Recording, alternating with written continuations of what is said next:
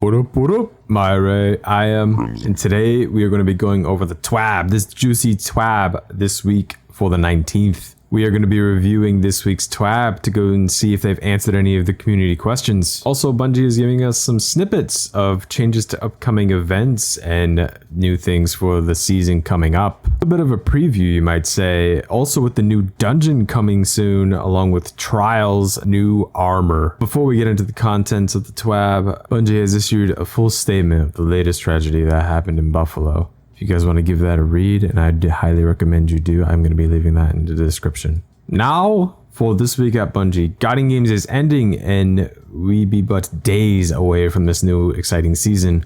Warlocks are winning by a landslide. Easy, and we get a win no matter what, DMG. Haha! Very sure we have quite a lead on the other Guardian classes, yeah? In previous TWABs, Bungie has covered a lot of the sandbox changes, ritual weapons, and other future updates. And they are still not answering what is this season's title or what challenges we're going to face. No trailers as of yet. Sword 3.0 is my guess because there's no answer for that yet either. I like it though. I like a little bit of mystery. They're going to be holding on some of the information and the things to build anticipation in the mystery, yeah? You don't need to know everything, but I'm also a fan of mystery novels, so maybe a little bias. However, we will be getting a trailer Tuesday morning before the new season's launch. It's a last minute Bungie. Building me up, hell yeah, you know what I like. They will be giving us a sneak preview of the new dungeon and upcoming trials of Osiris armors. Has it been another year already? Damn. I'm ready for some new drop, give man. Some details of update 4.1.0 will also be given in this TWAB. First, with updates to events, Guiding Games, Solstice, Festival of the Lost, and the Dawning have become staples in our annual events and celebrating. Times like these that we have become accustomed to and actually look forward to being part of. However, they want to share plans for the upcoming Solstice changes on July 19th. Oh, Solstice Day revealed. Can't wait to see the armor and goodies, yeah? Now, it's only called Solstice. That's it. It's just Solstice this year. There is no heroes or anything. That's right, we dropped the of heroes from the name from our summer event and we are just going with Solstice.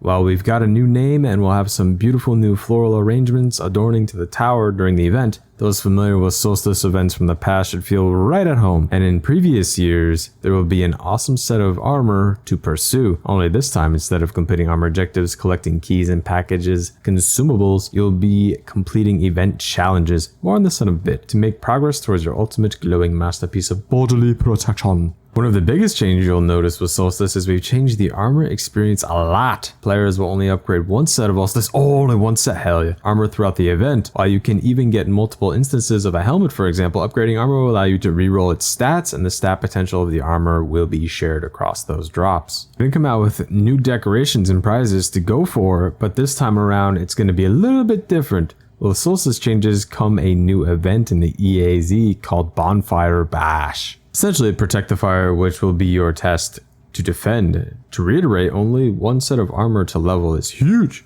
and I like this a lot. Hopefully that'll mean less trips back and forth to the tower, and I'm curious to see how this will all work in the end. Everyone will have access to the new event card, which will give us points of interest to complete. There will be event challenges, seals, and titles, and you'll have the ability to upgrade your card for more rewards. Challenges? Well, that's kind of self-explanatory. Go do them things and get them done. Individual and new multi-event seals can be gilded and will require you to complete certain triumphs during these events throughout the year. There will be unique titles to earn every year for each annual event. I like the titles and the things to get. Yeah, it gives a show off my efficiency and the way I kind of, try to know life the game a bit. Yes! Upgraded card. Bungie will be setting aside specific items that can only be earned through the event card. In order to get the upgraded event card, you'll have to spend 1,000 silver. We'll receive up to 3 times the value, though, for spending that silver. It will give us access to new emotes, shells, shaders, and more. Essentially, they're offering like a 66% discount, if I'm getting this right. And that is items for Solstice, and that could be interesting. This will be an interesting Solstice. Next, we have a little bit of a preview for the upcoming patch itself. They prepared an array of changes and improvements for us during this new season. It all be Destiny. They fixed some UI bugs, especially to make it more consistent for console players. Dares of Eternity has gotten an increase in the coins from the chests, but it does not affect the lightning rounds, unfortunately. Oh, and this is what people be looking at. The new light level power caps. For the floor, it is still 1350, and for the rest of them, it's only going up by 10 each. The result of this power boost will now get you to 1510. Vault space. Oh, vault space got an increase. Hell yeah. Went from 500 to 600 slots. So now we can store more things. More of our beautiful collectibles. Who doesn't want to do that? And then fill it up again. And then, you know, repeat process. More things to hold. Yes, like it, Bungie. Thank you. Those who are taking advantage of the double inventory on Xur, if you found him immediately, well, they're giving him a break. You can't do that anymore. They got rid of it. Oh, they're making changes to Scorn snipers. Now we can actually one-shot them with... Oh, never mind. Never mind, just kidding. DMG, you... I like it. How dare you do that to me? But they did decrease the damage on the snipers and increase the spread to be able to reduce multiple hits on Guardians, which is very nice. Again, to add new things to come with the dungeon is what we're looking at next. Ha! Give me that solo content. You know I want to do it, Bungie. Coming out May 27th, that Friday, and it'll be a 1550 normal, and Master will also be available upon release, except they're not giving us the light level. Be all down for that difficult content. There's a look at some of the upcoming rewards. They have one legendary armor set along with artifice sets to match with them. 4 new legendary weapons and 2 new reprise weapons. An exotic weapon. Oh, they're actually going ham on this. I love it. The catalyst to go with it. An exotic accessory, either a ship or a sparrow. Have they not decided? What?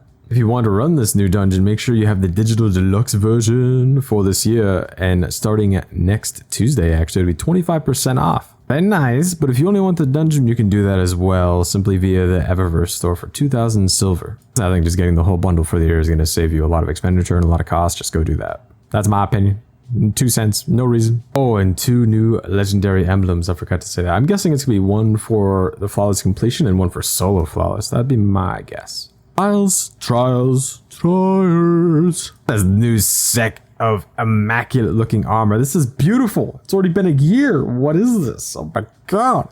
Already be that time of the year, but we're looking at a refresh in Trialz armors. Holy weekend, we will be getting the freelance zone control. Ooh, I like the zone control personally. It makes people push and you can't just camp and you gotta actually do things, you know, no sitting in the back of the map place. And with the new armor set, there will actually be a new fusion rifle and sidearm to go along with your grind. Oh, look at this sparrow, bro. This sparrow looks so sick. What is it called? Please tell me there's a name. This sexy piece of... You know, Falcon's Chase Sparrow. Yeah. Stop salivating, everybody. My god. June 10th will be when we will get all these rewards. We'll go live for Trialz. There's a Gauntlet fundraiser that will also be going on with the new season. It is here again this year, and this time it'll be for Xenomath, which has a mission to inspire a joy and appreciation for math in young children and adults through racial equality, family engagement, and play. They believe math is a fundamental knowledge everyone should have. I agree 100%, and will help to unite everyone regardless of different ethnicities. Make sure to donate. Why? Because I like math. I'm a nerd. For a great cause, definitely make sure to donate, you guys. If you can spare it, it seems like a really good cause, and you'll get this really cool new looking emblem. And that looks sick. Update 4.1.0 is scheduled to start at 9 AM PDT, will be brought offline at 9:45, and will surely be playable about 15 minutes later. So a normal, traditional kind of a schedule for update. For the new season, keep in mind that certain rewards will also be going away. The Guardian Game Tank Earth and Medal, the Psionic Operator t-shirt, and pins for Vow and Witch Queen Legendary. With the Season of the Risen collectible seal will no longer be actually obtainable. You get to grind out your reputation and claim all vendor rewards before the update, as those too will be going away.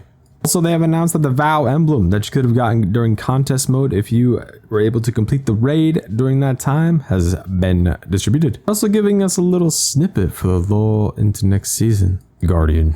My scions toiled to affix the ruins of Gaul's light-suppressing device to a weapon frame. A war axe would be too heavy for weak human arms, and Maul lacked the resonance to pierce the psionic sphere. Finally, I held the synaptic spear in my hands. Untested, I frowned. It was meant to be wielded by a light bearer in the mindscape, where their power would change it into a gleaming beacon. Even Savathun would shield her eyes from its glare, they told me. I listened to their claims before taking the weapon for myself. They raised their voices in protest, but I silenced them with a look. On the far shores of Sorrow's Harbor, I waded into the hordes of ravening hive. Though the dull metals of the spear would not speak to me, I still made it sing. I may not have the light, but I have strength. Oh, that was supposed to be Kaido. I done my feminine voice. Can't do that one. Well, I tried, guys.